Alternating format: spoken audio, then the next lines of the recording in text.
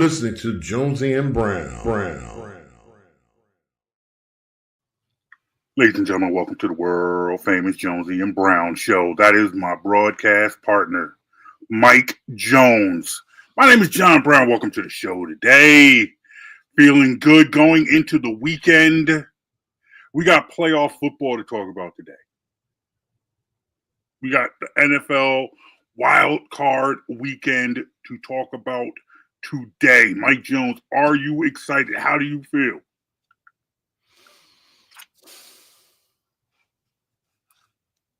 Yeah. What? Did you just say, The heck is that? What is that? What does that mean?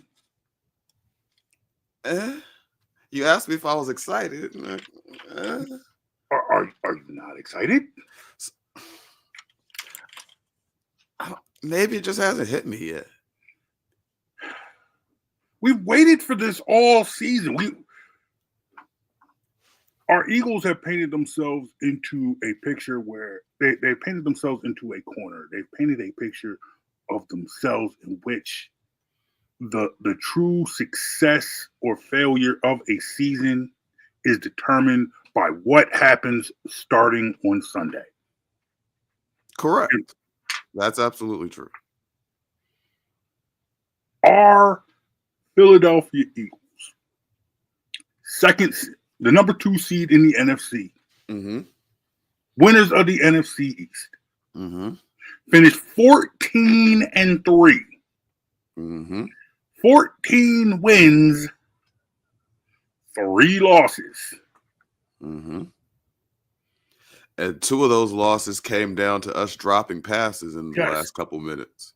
Yes, we are 2 dropped passes by 2 star players away from being 15-1, 16-1.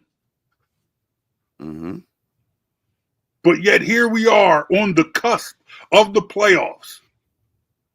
We are playing a team we beat already this season. And all right, so it's a couple things. One,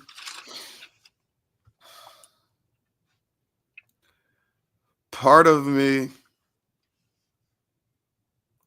kind of feels like I'll probably be more excited after we get past the first round.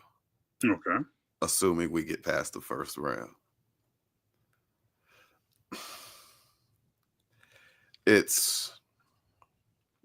I think part of it is the opponent, a team we've beat already, a team that has lost to the top 3 records in the conference 5 out of 5 times this year. They played the top 3 teams in conference 5 times. They lost to the top 3 teams in conference 5 times.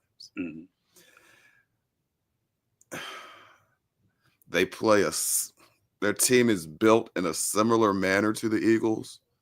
Eagles' talent is better. So right now, I guess it's more these dudes better not lose than I'm excited to see them win. If that makes any sense. No, why do you think why do you think this feeling of trepidation always seems? I mean, but I feel like it's more than just last year. Nah, it's last year for me. Really, for you, it's last year. I feel like for a lot of people, logic is staring us right in the face. We're the better team. We're the better team. That being said, we're the better team on both sides of the ball. But that being said, when's the last time you saw our team play a game where they were clicking on all cylinders? It's been about a month, a little over a month. Okay. So you're confident that a month later they can just flip that switch on. Your quarterback hasn't played in 3 weeks. I Just in, I believe so, because I feel like how the switch that they need to flip isn't as hard as people make it out to be. In the sense that I don't believe that the Packers are a team that can take away an entire offensive weapon. In the sense that I don't believe that they can stop that this is a team that's going to be able to stop Saquon Barkley and force and completely force Jalen Hurts to be one-dimensional. so the Green Bay does have the number 6 ranked defense in the league right now. Like, we're excited about the Eagles defense. Mm-hmm. Like, yeah, they're no, I'm not calling them scrubs. Bottom line, when you get to the playoffs, you're not playing scrubs. You're going to play good teams. You're not playing scrubs. Nobody's saying they're playing scrubs. Mm-hmm. But the 6th ranked defense in the league is a very good defense. Mm-hmm. It's not first. It's not first. Who's first? But we're not playing ourselves. No, I understand it. And let's not pretend that we haven't seen the running game be slowed down a couple times this year. It hasn't just been go out there every week and put up 250 yards. There are a couple games where the running game got slowed down. No. That is true. However, I do believe. You asked me what I believe, and I believe that this is a team that is built to win in the trenches. Mm-hmm. And I don't believe that the Packers are the team that are going to take this away from the Eagles to the point where we now have to rely on Jalen Hurts to win us this game. I believe Jalen Hurts will make plays, absolutely. But I don't believe that the Packers are going to be able to completely shut that run game down, where you're put in a position where now Jalen Hurts has to make plays for 60 minutes. I believe that this is still a team that can win a close game. So maybe I'm slightly delusional in the fact that I'm not just for clarity. The Packers rushing defense is 7th overall. Mm-hmm. They give up less than 100 yards a game at 99.4. Mm-hmm. That's a good run defense. They'll give less than, I'm sorry, how much? 99.4 yards a game allowed. Mm-hmm. That's the number 7 rushing defense. The Eagles are only number 10. Mm-hmm. They have a better run defense than we do. Okay. The Eagles give up 104 yards per game on the ground. The Packers passing defense is ranked number 13 at 215 yards per game. And 215, that's fair. Mm-hmm. I think that's reasonable for Jalen Hurts. 215 ain't lighting up the skies, but I think it's something that he can do. That's plays to his star receivers. You spread the ball a little bit.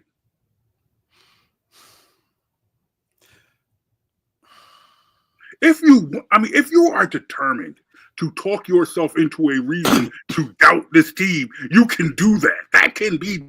But the question remains: can they make it different? Like, what's going to happen on Sunday? How confident are you on Sunday?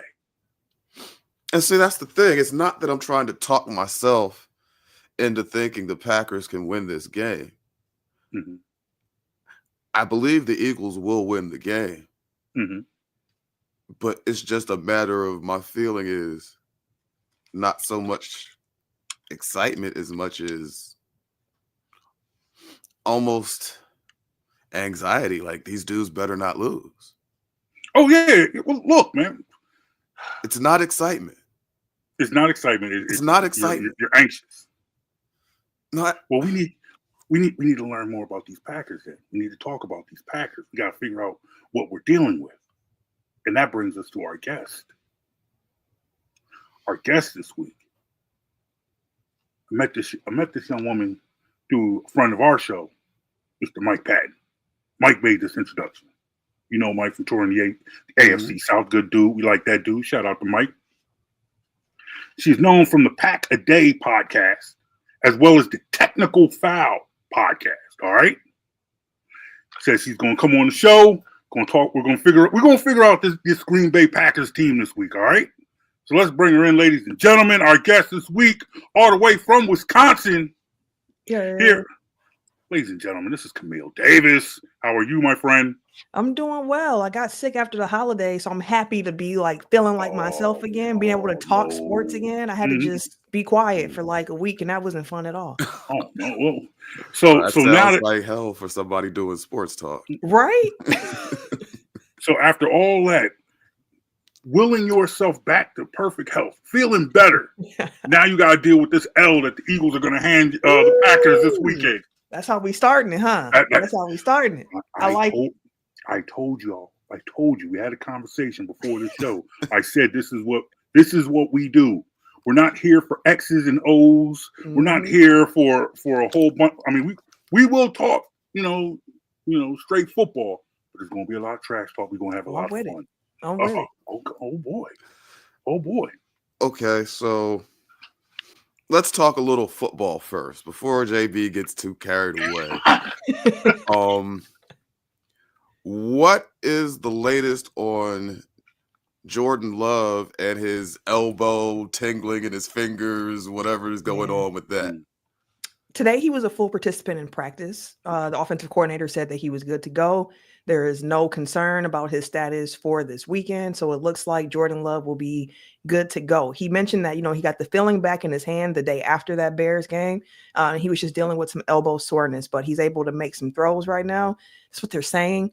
But you know how it goes, how they be saying stuff, just to kind of play the smokescreen game. But all indications point that Jordan Love will be playing now. We'll have to see if he should be at full health come Sunday, but he will be on the field. Okay. So as far as we know, he's not being hindered in practice or anything. So, yeah, he was limited the last couple of days, but today was his first day being a full participant. Okay. So that's the case that we should expect a healthy Jordan Love. Yes, that's what I would say, to expect Jordan Love out there, yeah. Okay. So what is the feeling among Green Bay fans coming into this game? How do you all see this game playing out? Because JB and I were just having a back and forth. You know how he is. And meanwhile, Eagles fan, I expect us to win. But more so than excitement, I was just telling him it's more like an anxiety, an anxiousness. Mm-hmm. Like, these dudes better not lose. Like, I acknowledge Green Bay is a good team. Mm-hmm. And in many ways, I think the team construction, the model they used for constructing the team is very similar to what the Eagles did. Mm-hmm. Power run game, good lines. We have probably a little bit better receiving core, but you'll have some capable playmakers at that position as well. Both have good defenses. Eagles were number 1. You all finished at number 6, I believe, overall defense. So it should be a good matchup. And while I think the Eagles are the more talented team, I do believe it's not out of the realm of possibility for Green Bay to come in here and play a really good game. That's part of what makes football fun, right? Like, I cover the Bucks too, but like in basketball, when you get to the playoffs, it's the best of 7 series. So normally the better team comes out on top in those series. But with football, when you got that, listen, it's one game. Anything can happen in this one game. If you aren't coming out and playing your cleanest football, you can lose that game. And I think for the Packers, they're not as talented as the Eagles are. I think the Eagles are also more stout on the line of scrimmage, both offensively and defensively, than the Packers are, which, the game tends to be. But given that these teams played in week 1, of course, that was eons ago at this point in the season. Things have changed for both teams. But for Packers fans coming into it, a little uneasy, I would say, just given how the regular season ended for the Packers. You get blown out against the Vikings until the last 5-6 minutes when you put some points on the board, make it look a bit more respectable. Then your last game of the regular season against the Bears, arch nemesis, you know, they kind of half-assed the game, to be completely frank with you, where it was like the plan going into it, Matt LaFleur was saying he hoped that they got up big enough so he could pull players. And it was just strange to hear a head coach say that, like, that was my plan, to get up big and pull players. Then, like, halfway through, they realized, oh, it's a game. Like, we're not actually blowing these cats out. You get Christian Watson, who tore his ACL. Jordan Love gets hurt. And it's a dogfight at that point that they end up losing. So, like, now the Packers are limping into the playoffs. So, like, the vibes for the fan base aren't necessarily high, but there's still a level of confidence. Like, if they can play a clean game, they could probably win. And how confident our fans are they that this Pack team can play a clean game? I mean, you go into you look at how they ended the season with the two straight losses, and then you have the injuries. Now before the show, you and I, we joked around about how the Eagles ended last season. Yeah. And the vibes is a lot different, you know. Going into the playoffs, you saw their record, but you knew how they played, and you saw how things were going, how things were playing out. Wasn't a lot of confidence in the quarterback. We just lost a receiver. Mm-hmm. Now things are a little bit different for the Packers because there was confidence in your quarterback, but he's hurt. He's a little dinged up, and you lose your star wide receiver. So are Packers fans really confident that, hey, you know what, we can do this? You know, there's a big difference of if we do this and can we do this? Yeah, I think Packer fans believe they can. Like, we can do this. Like, this Packers team is, I believe they said, the second youngest playoff team, like in like the last 50-some years in the NFL, only behind last year's Packers team. Yep. Like, a very young team. So some of what we've experienced this season is that up and down of having young guys. Like, yes, this is Jordan Love's 5th year in the league, but really it's like his second. This is his second year starting. So, like, there's all these growing pains, and we've seen what this Packers team can do when they're clicking, when the offense is moving, when they're running behind Josh Jacobs, using that play action, getting down the field, when the defense is doing its thing. But the question is, like, are you going to be able to flip that switch after the last 2 weeks that you've had? Like, can you come out here and show people, like, what you saw against the Saints when we blew them out because they're not in our league? Like, we are that team. We can do that to bad teams, and we can hang with good teams, because that's the other thing with the Packers this year. All the top teams they lost to.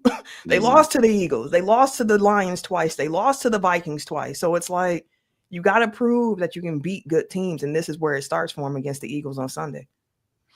Now, real quick, sticking with Jordan Love for a second. Mm-hmm. Now, in your interaction with a lot of fans, you talk to a lot of OG fans, a lot of longtime Packers fans. Yeah. Now, once upon a time, Packers had a guy named Brett Favre. Mm-hmm. Won y'all a Super Bowl, won lots and lots of games. He is a legend. When it was time for him to step aside, you replaced him with Aaron Rodgers. Mm-hmm. Won y'all a Super Bowl, won a lot of games, became a legend. Yeah. Do the OG fans, do they believe in Jordan Love like that? Do they see that type of player in him? Some do, some don't. But I always laugh because there were a lot of people who didn't see it in Aaron Rodgers to begin with either. When Favre did his "I'm retired" and like, oh, actually, I'm not retired, I want to come back to Green Bay. There were fans like picketing against Aaron Rodgers, like, no, we don't want him. If Favre wants the job, let him keep the job. In the first year, they didn't win too many games. And they were like, nah, they should have went with Favre. And they didn't believe in him. Even his second year, when they had that surprise run to the playoffs and they lost to the Cardinals on the face mask that wasn't called. I'm always saying, was not called face mask on Aaron Rodgers. People kind of then started coming around. And I think for Jordan Love, what he did in the playoffs last year against Dallas had a lot of people going, oh, if this is what we can get out of this guy, like, we might have something, but there's still always going to be that subset, you know, they're not going to believe it till he actually win the Super Bowl. Okay. So Christian Watson, we already know that he's going to be out for the game, torn ACL, I believe it is. Yep. Now, he seems to be, while he doesn't have the most catches, he's a big play guy, deep threat, stretches the field. how much will his absence limit the Packers' ability to open up things underneath, not only for the other receivers, but also the running game? It's gonna hurt. It's gonna hurt for sure because when you got a guy his size who can blow the top off of a defense the way he can with his speed, like you said, it opens up so much for everything else. I think the Packers are probably going to look to lean on Bo Melton, someone who was also a taller receiver who has some speed behind him, not the same level as Christian Watson, but a guy who can run the same routes, run the same concepts. But the reality of it is, even with him out there, you're probably not going to have as many guys open with the looks that they were getting before. And you mentioned like Christian Watson's had a really weird season because he had the injuries in prior years. This year, he was really trying to play through everything. He wasn't leading the team in receptions, wasn't leading the team in yards or anything like that. He kind of got his when he got his, but he was a guy who will go out there and block and go out there and do what he had to do to help his team win. And now they're going to be missing that guy. It's going to be a blow to this team, and they're going to have to be by committee. You're going to need Reed to be better. He started the season off hot, had a great rookie year, and then just up and down his second year so far. We're going to need guys to not drop the ball, which has been a big problem with this wide receiver core for the Packers. So they're going to need guys to step up. But I think the real key is just going to be if they establish a run game against that Eagles front. Like if you can do that, it opens up so much. Josh, if anybody can do it, Josh Jacobs is one of those guys that could get it done. Nice, powerful, physical runner, not scared to contact. Yeah. But no, he's a real beast.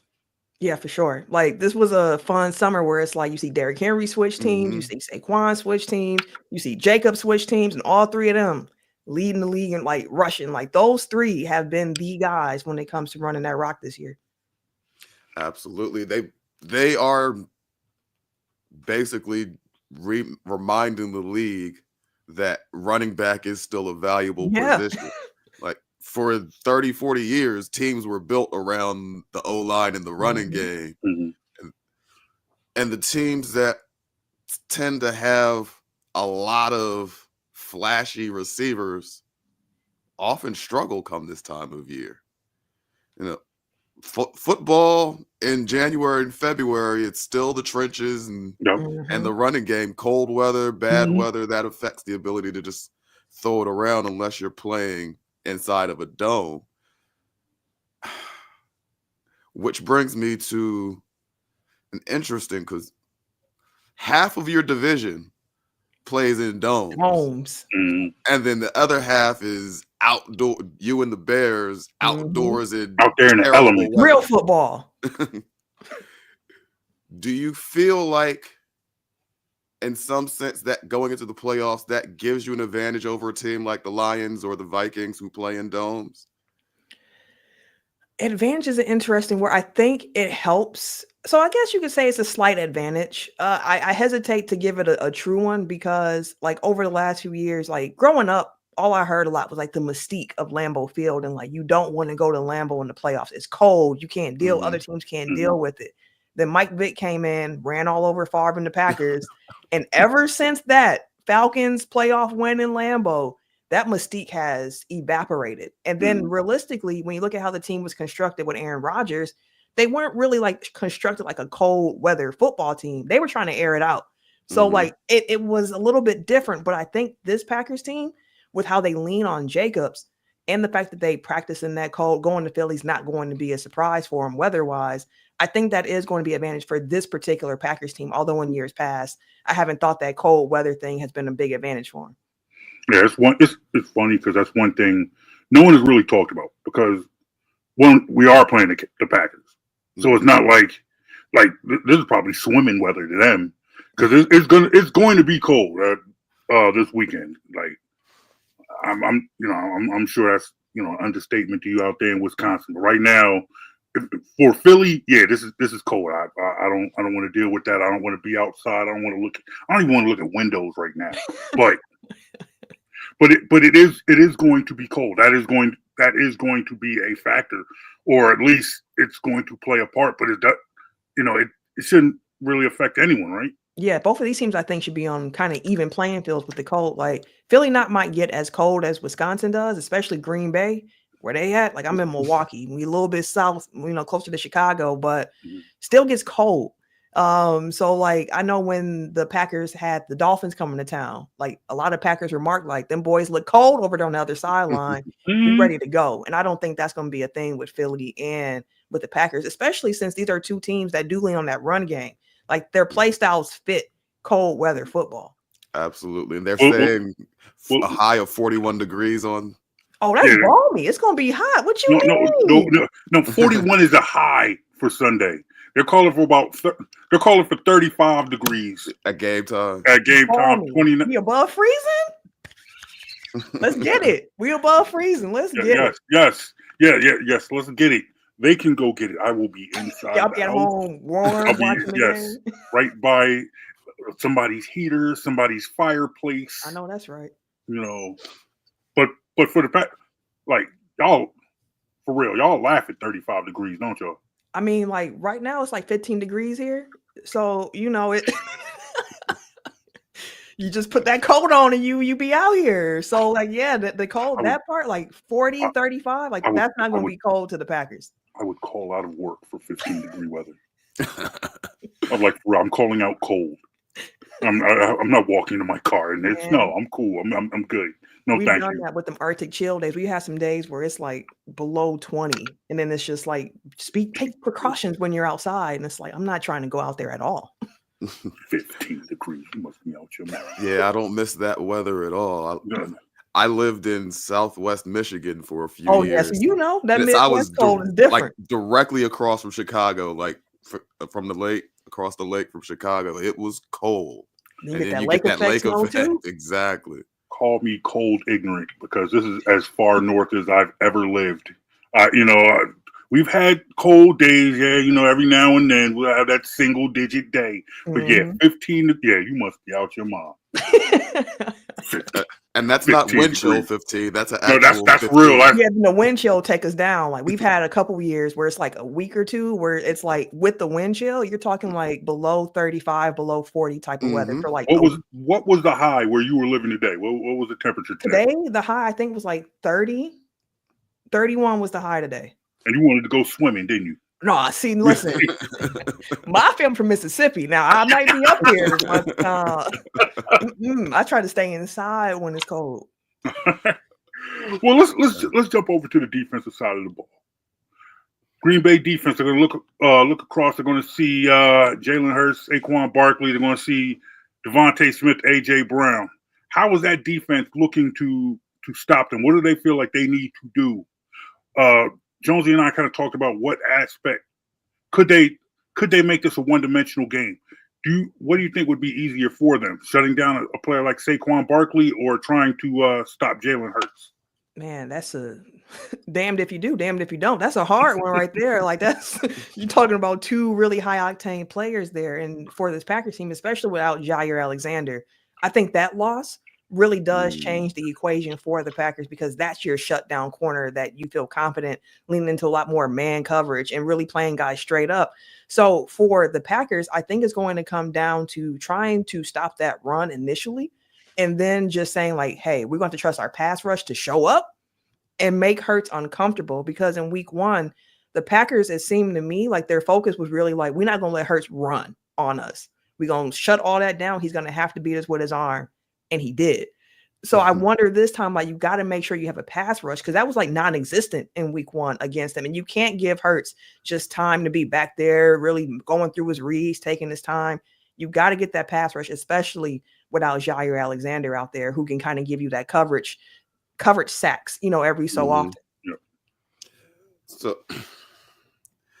So talk to me then. I won't sit here and pretend that I've watched every Packers game all year. Who does Green Bay lean on to get that pressure on the quarterback? How do is it going to take blitzing, creative play calling, or is it just a guy on that edge you think can win?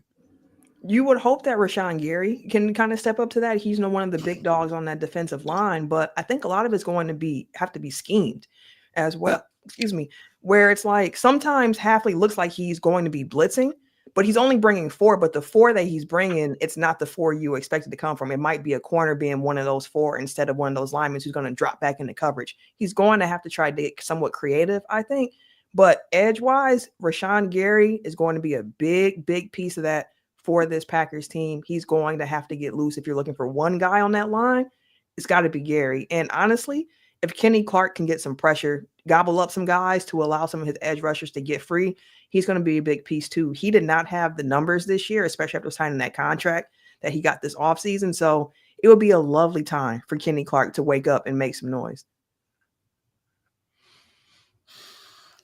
So there's one thing about the Packers that I always find interesting, and that's the fact that there is no owner per se.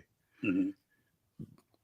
Do you, in your experience, do you think that lack of that one person who could be like a Jerry Jones or Woody Johnson or Mark Davis actually helps enable this Packers organization to be as stable as it has been over the years? I truly do. Because some of the names you mentioned, like you can see how an owner can really tank things because they want to be too involved. Like the Packers have a very sound structure. Matter of fact, Mark Murphy is being forced to retire because he hit the age limit that they have set already. As like, if you're going to be like the president of football operations, like once you hit 70, you're out of here. Like it's done. So like they've already started getting ready for the next phase with Ed Policy coming in and being that guy. So I think it is really helpful to not have that one owner, instead having a structure that's been established over decades and decades of play that you subscribe to. Okay, interesting. So do the players still feel the pressure to go out there and perform? I'm sure they do. It's the NFL. But it seems like with certain situations, you like Woody Johnson, you don't perform, he might trade you the next day. How does that play with players in Green Bay? Like, do they? Yeah. Instead of the owner being that guy you're looking at the GM, where it's like, what is Goody really looking for here? Because we saw it this season with the whole kicker ordeal that the Packers have gone through since they've cut Mason Crosby 2 years ago, where they've been trying to find the next guy. Week 1 against the Eagles, our kicker at the time was a rookie, Nate Naverson, and he missed 1 kick in that game. 3 or 4, like it's like, okay, it's decent. It's not great, but it's decent. And after the game, you got Gutekunst talking about some like, I'm going to be kind of patient, but like, I'm not going to be that patient. Like we have to have a kicker this year. And then as you saw, as the season went on and went out, got Brandon McManus feeling a lot more comfortable and secure in that kicker that they have now. So there's still that pressure to perform because Gutekunst is always trying to look to improve that roster. And the way that they do things up top with that relationship that he has with who now Mark Murphy, who's in charge of everything, they don't really play. They know Green Bay is called Title Town for a reason, even though it's only been 2 Super Bowls with the last 2 quarterbacks. But it's a precedent that's been set of like what is expected in Green Bay. So players know that, I think. Okay, so your front office executives, without having an owner over their shoulders, are empowered to do what they need to do themselves. Okay, pretty much. So now I guess I have to ask this question. In your gut, do you really think Green Bay can win this game? In my gut, I think the Packers pull an upset. If I had to put money down, I wouldn't put money on it. But like in my gut, because a lot of my most fun like Packer playoff memories come from like we the underdog. People don't expect us to come out there and win it. And when you don't have that pressure on you to be the favorite or to go out there and win, when you get to just play with house money, like no one expects us to get nothing out this anyway. You can play loose, you can play free. And I think that this Packers team does have the skill set to be able to beat the Eagles, especially looking at what doomed them in week 1, which was a lot of self-inflicted wounds, too many penalties. They couldn't get their pass rush together. Like they have to execute a lot better. And Jordan Love had like a gimpy calf in that game as well. He was throwing like off his back foot consistently. He didn't look great the whole second half. So like, again, play your game. And I think the Packers really can win it. All right. Now, you talked about kind of a mentality of playing with house money. If you could indulge us in a little what if. because before you came on, Jonesy and I were kind of talking about this trepidation and anxiety towards this game. Because quite frankly, if for some reason the Eagles lose this game and you check back in with us next week, it's just not going to be good. The vitriol. There's going to be a lot of stereotypes that'll probably be proven right. It's going to be You'll hear a lot of fire the coach. You'll hear a lot of get rid of the quarterback. Yes, you'll hear all of it. Yes, there will be a lot of turning on people. Like it's crazy that the Eagles are 14-3 because there are legitimately people who are like, yes, at 14-3, if for some reason they don't win this weekend, Nick Sirianni will be fired. But let me ask you, on the flip side, is that the attitude towards this Packers team right now? Whereas at this point, are there true expectations past this weekend to say, hey, you know what, let's keep this going? Or will there be, just like riots in the street if they somehow get bounced out early? No, I think for the team itself, like they've been saying Super Bowl since the season started. Like they have felt they had enough in house, even though they are the youngest team. Like we got it. We know we do. And for the fan base, there's been some rumblings. People have been unhappy. Like fans tend to overreact. And Packer fans, listen, I love my tribe, but Packer fans are entitled because they have gotten so used to winning consistently, where when things don't break the right way, it's like everything needs to change off top. But taking a more measured and realistic approach, looking at it, they were in a tough division. You finished third in your division because the two teams above you had like 14 wins. Like that's tough. You had 11 wins yourself, and that's only good for third in your division. So it was a difficult year because of how good the rest of the North was. And on top of that, too, we mentioned the injury to Christian Watson. You got Jordan Love, who had the elbow kind of coming into a little banged up. There's no Jair Alexander. There are some things here where you can look at it like they're missing key pieces. I can see why they could lose. And with all that said, again, you saw what they did in the playoffs last year, which set expectations high for this season. If the Packers only won 9 games this year, I think fans would have said this year was a disappointment. Like they expected at least 10 wins after what you did last year, and we need to see something. So I think there will be a lot of disappointment if the Packers don't win, but not so much to the sense where you see a coaching change or something drastic happen, because again, there's some leniency knowing it's a young football team. So disappointment, but not necessarily anger. Yeah, like okay. There's gonna be some, like I said, some of them fans are real entitled. You're gonna see some crazy stuff from some of them people. There's gonna be for most people, be fury in Philadelphia if we lose this weekend. Man. Pure fury. But it's probably a lot from the guy I share a show with, the guy whose name's on the marquee. Yeah, absolutely. You go 14-3 and lose a home game. Exactly. After, you're gonna get anger after that. You're gonna hear a whole lot of what are we, the Cowboys, stuff like that, But nah, and that's the thing. Like, if this game was in Green Bay and it was flipped where the Packers had 14 wins and y'all was coming in like, maybe not different in Philly, but like the expectations would be different in Green Bay for sure. Like that's a game you have to win. It's at home, you got to get it. But going on the road, it's like little house money. Go out there and just see what can happen. All right. How are you going to watch the game on Sunday? At home. So I also do a podcast, Locked On Bucks, and the Bucks play at 2, and then the Packers play at 3:30. So it's like I'm gonna have to miss the end of the Bucks game and come back to that later to watch the Packers game. So I'll be at home, just with my husband, just keeping it low, putting that work in. I understand. All right, look. I know you got a lot of projects. I know you do a lot of things. Tell people in our audience how they can find Camille Davis. Oh, for sure. Like I mentioned, Locked On Bucks, Monday through Friday. If you're into basketball takes, we cover Milwaukee Bucks news Monday through Friday. Technical Foul podcast. Once a week, we record every Tuesday live on our YouTube page. The episode comes out every Wednesday. It's me and 3 of my closest friends, and we cover NFL, NBA, and pro wrestling, WWE in particular. Yes. Technical Foul. And then I do Pack a Day podcast as well, all things Green Bay Packers.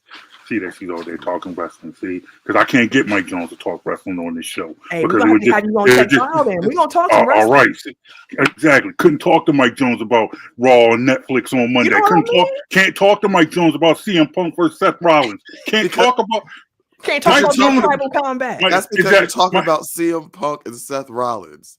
I checked out after the glory days. What were the glory days to are you? back. What are the glory days to you? The glory we're in the same age group, so you know what the glory days were. We had the Monday Night Wars and quick question, Mike Jones. Mike Jones, what does this mean? You better acknowledge it. You don't exactly. He doesn't know. He doesn't know. It's all good. That's my man, 50 grand. But I can't talk wrestling with Mike Jones. It's all right. It's not his thing. Doesn't need to be his thing. It's still my brother. But yeah, I will check out. I'll listen to y'all talk wrestling because I can't talk wrestling with Mike Jones. We got you. I appreciate that. All right, how can people find you on social media? At Camille Monet, CamilleMonae, and that's on Twitter, Instagram, and Blue Sky. Oh, there you go. She's on Blue Sky. Mike Jones, you on Blue Sky yet?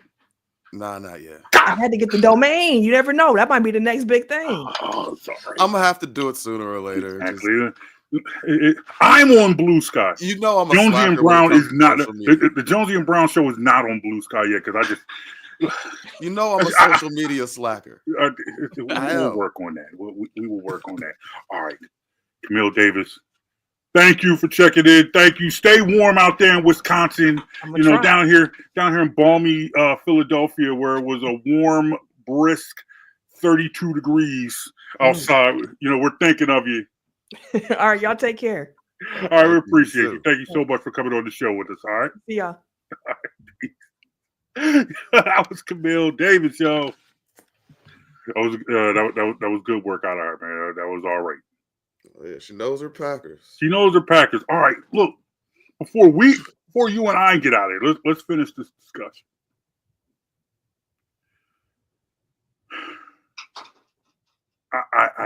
I hear what you were saying about the whole thing, and I feel like to me it goes a little bit deeper than just last season, because I feel like last season was just a page to a bigger story that we've heard before.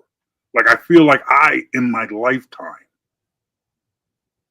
have seen all the different ways the Eagles can let me down in the playoffs. Yeah, but see, for me, it goes back to last season because last season and this season, it's largely the same roster.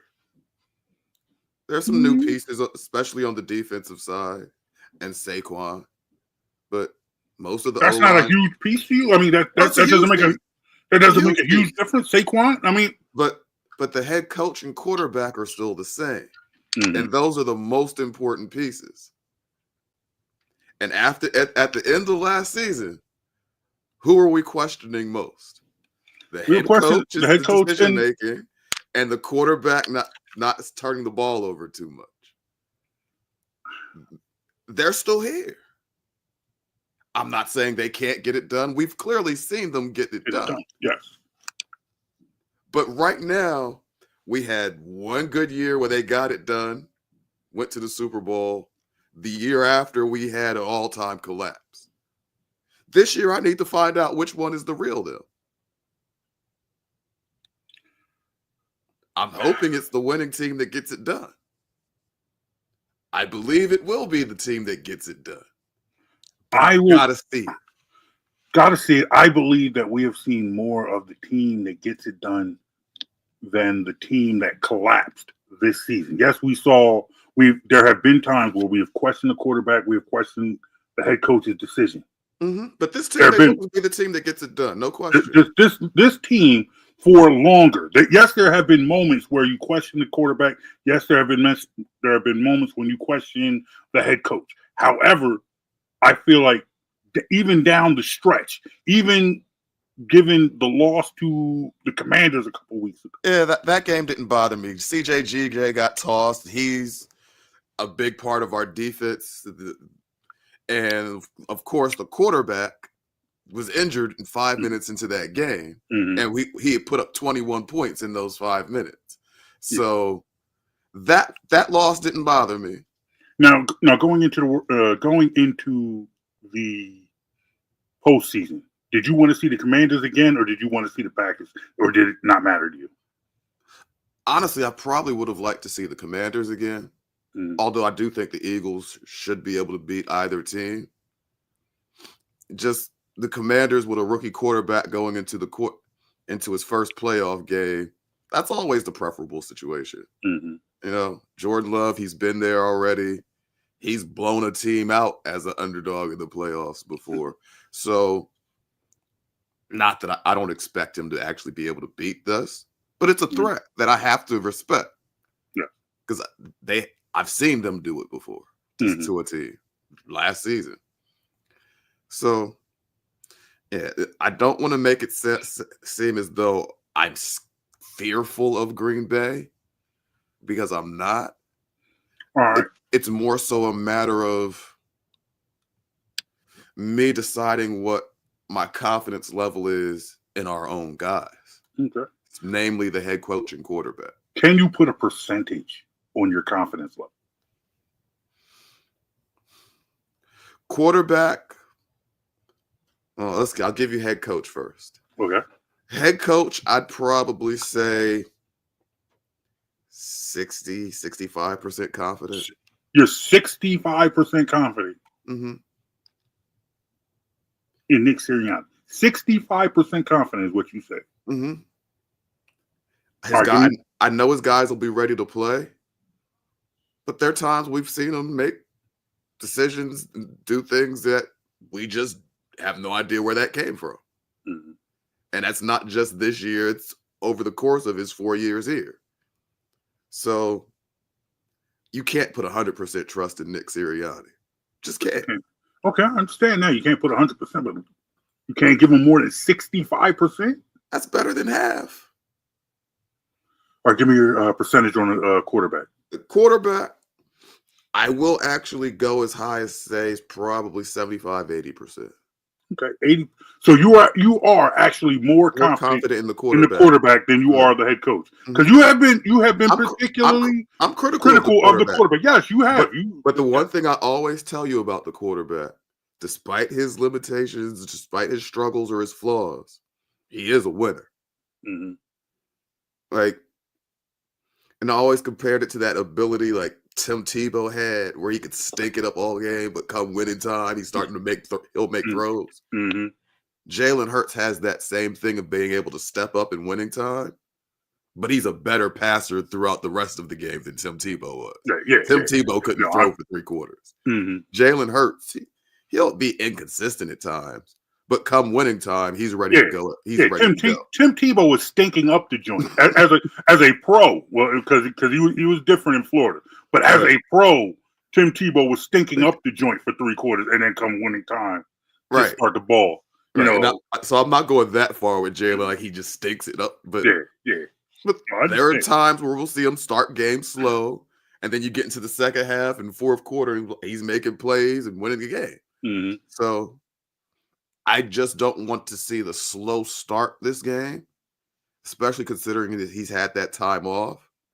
Because if you go down 10 points early to Green Bay, that's a bad place to be, because they can run the air out the ball with Josh Jacobs. You don't want them in a position where they can just grind you up and kill clock with a lead. You want to. So, I want to see this team get off to a quick start. And that hasn't necessarily been their MO this season. A couple of people come out on shows and podcasts this week talking about the Eagles are going to blow out the Packers. Namely, former Eagle Darren Sproles said the Eagles are going to blow out the Packers. Do you believe that? Define blowout. 3 touchdown win. 3 touchdown? No, I don't think they win by that much. But 2 touchdowns isn't a blowout. And that's why I said define blowout. Yeah, that's what I'm saying. Like 28-14 ain't a blowout. Like, I think the Eagles could win the game in a dominant fashion where they really controlled both sides of the scrimmage, limit Green Bay's offense, but they could win it 27-13. They clearly look like the superior team, but the final score, you see what I mean? I could see a game where the final score isn't as close as it reads. Like you sit there and you will see, like you said, 27-13. That's a 2 touchdown. That's maybe 27-17, where it's a two score game, 10 points, but the Eagles completely controlled the game. Like it was never actually close. They were never, right. So I could see, I see something more like that happening than like a 3 touchdown blowout where you're just running up the score on them 42-21 or something. Yeah, that's all right. That's all right. Mike Jones, how are you watching the game on Sunday? That's a good question. I'll probably be sitting down with family, just keep it indoors where I can actually focus on the game. And the room you are in right now, where you record the show, is that the room you normally watch the game in? No. Okay. Nah, not in this room. Although I could, there is the big screen right in front of me. But no, I usually will end up at my cousin's house, watch a game with him. So, but we'll see. I got called into action, man. My father made a request. He asked for JB's chili this weekend. So that's what I'm doing on Saturday. Tomorrow I'm going to the grocery store, and he wanted the good stuff. He wanted the turkey chili this time around. You got to do what you got to do. I this is for my pop. He asked for the chili because it's gonna be cold. So I got to work on it. That's what I'm doing Saturday. If you need me, I'll be in the kitchen cooking up that chili. I love you. I love doing this show with you. But there's a football playoff on in college right now. We're going to have to cut this short. Oh, yeah, yes, there is. Yes, there is. Yeah, we got to do that. Yes. Yeah. And State Notre Dame tied 0 in the first quarter. Yeah, we got to get to that. Definitely, we'll talk, and we will talk about that next week. Well, you know what? If it goes a certain way, and you'll know, right. you'll know which way we were leaning towards when we either talk about it or we don't on next week's show. Pretty much. All right. Hey, real quick, ladies and gentlemen, you let us know what you think of today's show. You hit us up on Facebook, Instagram, Twix at BITW Sports or at Jonesy and Brown. Remember, you can go and check us out. Find the links to wherever you get our podcast. I just uploaded our very first podcast. The very first podcast I did with Vince Villani way back in the day from 10 years ago. And good Lord, we've come a long way. It's crazy. But you guys check that out. Hit us up. Let us know what you think. And we'll talk to you guys next week. Go Eagles. That is Mike Jones over there. I am John Brown. Thank you for listening to the world famous Jonesy and Brown podcast. We will see you guys next week. Peace, y'all. Peace.